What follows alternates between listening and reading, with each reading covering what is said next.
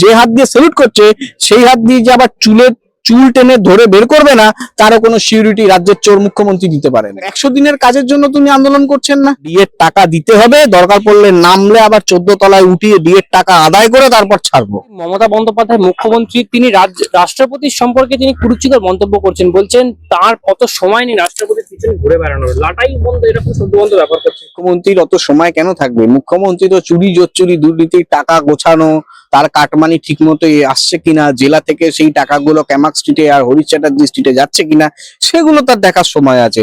সত্যি কথাই তো উনি বলেছেন যে ওনার রাষ্ট্রপতির দেখার সময় নেই। উনি মানুষের জন্য ধর্নায় বসেছে, যদি ধর্নায় বসতো মানুষের জন্য, তাহলে ওনার রাজ্যের কর্মচারীরা ডিএ পাচ্ছে না সেই রাজ্যে সেইখানে ধর্নায় নেই।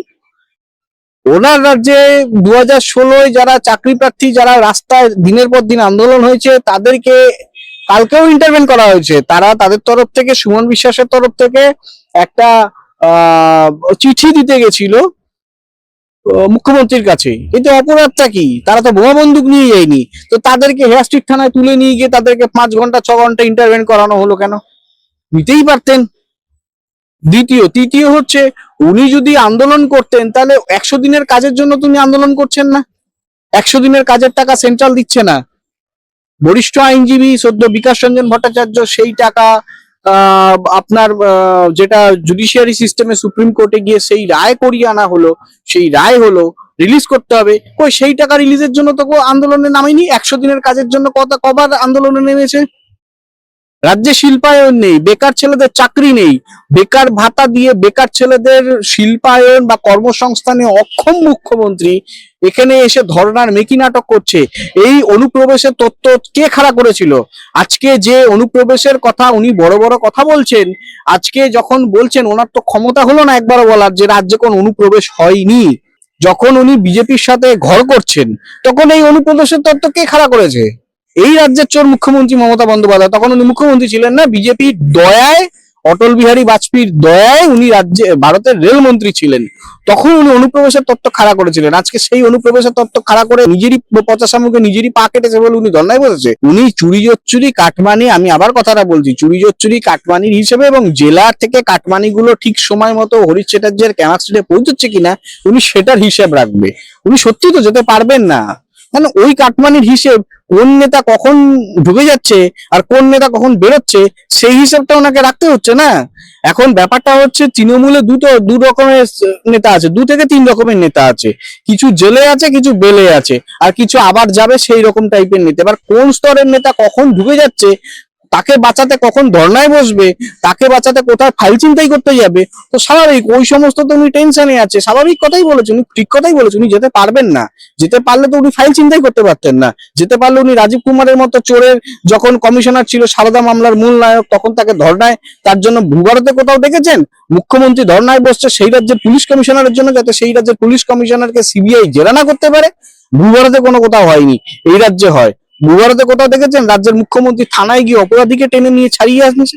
কোথাও পাবেন না, এখানেই পাবেন। এটাই হচ্ছে নজির হয়ে গেছে। এগিয়ে তো সত্যিই তো এগিয়ে বাংলা, চুরির জন্য এগিয়ে বাংলা, দুর্নীতির জন্য এগিয়ে বাংলা, কর্মসংস্থান নেই, চপশিল্প বোম শিল্পে এগিয়ে বাংলা, অবশ্যই এগিয়ে বাংলা। কর্মসংস্থানে নেই, ক্রাইমে এগিয়ে বাংলা।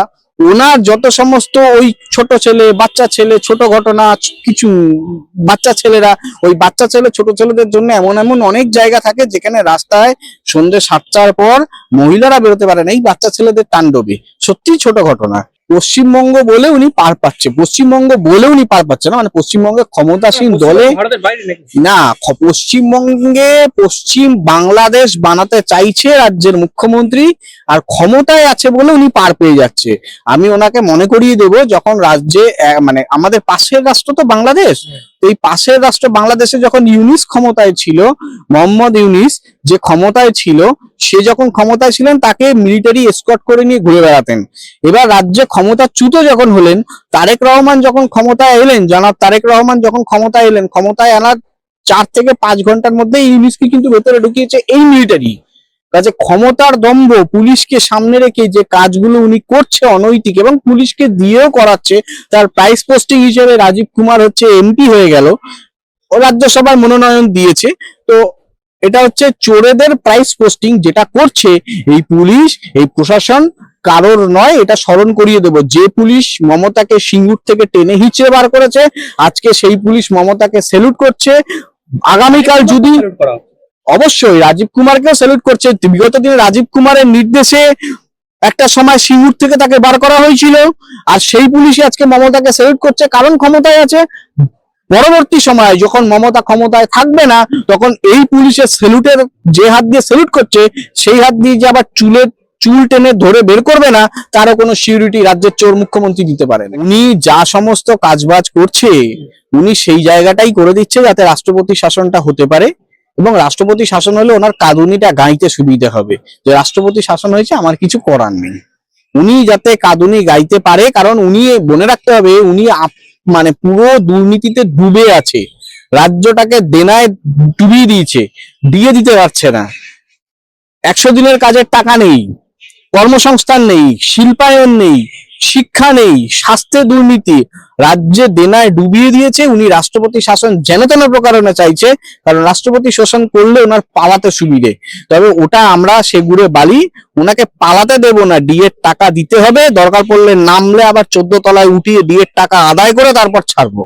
তো যেখানে যাবো ওর পিছু পিছু আমরা যাব, সমস্যা নেই।